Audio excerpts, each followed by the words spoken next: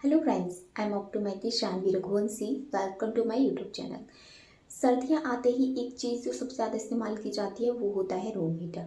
सर्दी इतनी ज़्यादा हो रही है और ऐसे टाइम पर रूम हीटर का इस्तेमाल करने से लोगों को काफ़ी राहत मिलती है। लेकिन क्या आप जानते हो कि जो रूम हीटर होते हैं वो हमारी हेल्थ के लिए काफ़ी ज़्यादा हानिकारक होते हैं। यही रीज़न है कि आपकी फैमिली में जो अडल्ट हैं आपको मना करते हैं रूम हीटर का इस्तेमाल करने के लिए। इसके साथ साथ स्किन ही नहीं, हमारी जो आइज़ होती हैं उनमें भी बहुत ज़्यादा साइड इफ़ेक्ट होते हैं। अब आई हमारी वैसे ही बहुत ज़्यादा सेंसिटिव है, ऐसे में आप रूम हीटर का इस्तेमाल कर रहे हो तो उससे आइज़ में कॉम्प्लिकेशंस हो जाती हैं। आँखों में ड्राइनेस, आई इन्फेक्शन, कंजक्टिवाइटिस जैसी प्रॉब्लम्स हो सकती हैं। तो कैसे हम उन चीज़ों को अवॉइड करें और कैसे आप प्रिवेंट के साथ साथ रूम हीटर का इस्तेमाल भी कर सकते हो, क्योंकि इतनी ज़्यादा सर्दी होती है। ऐसे में ऑब्वियसली सी बात है कि आपको रूम हीटर का इस्तेमाल करना ही पड़ता है, ठीक है। लेकिन आप छोटी छोटी चीज़ों का ध्यान रखते हो तो इसकी जो ड्राइनेस की समस्या है वो उतनी नहीं होती है। हालांकि ऐसा नहीं है कि प्रिवेंट ही हो जाएगी, उसके साइड इफ़ेक्ट हैं, दिखेंगे बट कम दिखेंगे, ठीक है। तो रूम हीटर के जो मोस्टली जो साइड इफ़ेक्ट है वो हमारी बॉडी में ड्राइनेस का होता है, वो आपको दिख जाता है, इसलिए आप एक्स्ट्रा मॉइस्चर अप्लाई कर लेते हो। बट आँखों में आप नहीं जज कर पाते हो, ठीक है। आपको आँखों में कब समझ आता है, जब आपको बहुत ज़्यादा इरिटेशन, इचिंग या फिर रेडनेस महसूस होती है। तब तक आपकी आँखों में ड्राइनेस या कंजक्टिवाइटिस हो चुकी होती है, ठीक है। तो उससे बेटर है आप पहले ही प्रिवेंट कर लो। अब कैसे आप प्रिवेंट करना है, तो उससे पहले अभी तक अगर आपने हमारे यूट्यूब चैनल सब्सक्राइब नहीं किया है तो जल्दी से कर लीजिए। इस चैनल पर हम आपके साथ में eye health, eye makeup, eye surgery से रिलेटेड सारी इन्फॉर्मेशन शेयर करते हैं, तो चैनल को ज़रूर सब्सक्राइब करें।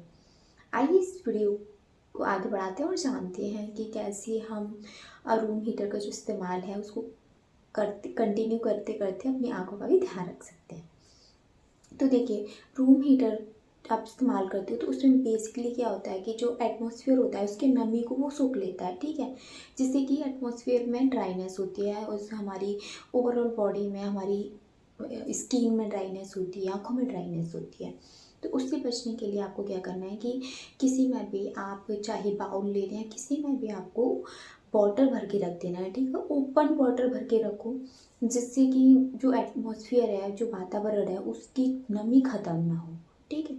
इससे क्या होगा कि आपकी जो वातावरण में नमी रहेगी और आपकी आँखों में और आपकी ओवरऑल बॉडी पे ड्राइनेस की समस्या नहीं होगी। इसके अलावा कुछ लोगों को जैसे ड्राइनेस की समस्या है, ड्राई आई पहले से है, तो आपसे है कि आप तो रूम हीटर का इस्तेमाल करने से बचें, वरना बहुत ज़्यादा ड्राइनेस की समस्या हो सकती है, फिर आपकी आंखों में दिक्कत हो सकती है। तो फिर बेटर है कि आप इस्तेमाल ही ना करो। इसके अलावा कुछ लोगों को आई एलर्जी, कंजक्टिवाइटिस हो जाता है, तो आपको क्या करना है कि आपको आपको क्या, किसी को भी रूम हीटर के सामने से नहीं उसे इस्तेमाल करना है। मतलब आपको बहुत ज़्यादा उसके पास जाके एकदम फेस की तरफ से ऐसे इस्तेमाल ना करो, थोड़ा दूरी से रूम हीटर रखो, मतलब रूम में लगा दो, आपके रूम का जो टेम्परेचर है वो कम हो जाए। ऐसे नहीं कि आप उसके सामने ही बैठे हो कंटिन्यू 2-3 घंटे तक, तो इससे आपकी बॉडी में साइड इफ़ेक्ट हो सकते हैं, ठीक है। आप साइड में रख दो, आपके जो ओवरऑल रूम का टेम्परेचर वो कम हो जाएगा और आपको सर्दी भी कम लगेगी और आपकी बॉडी में ज़्यादा साइड इफ़ेक्ट भी नहीं होंगे। तो ये बेसिक सी टिप्स हैं जिन्हें आप अप्लाई करके और बहुत ज़्यादा आई से रिलेटेड जो प्रॉब्लम्स हैं उनसे बच सकते हो। फिलहाल इस वीडियो में इतना ही। So thank you so much. Till then take care of yourself. Bye bye.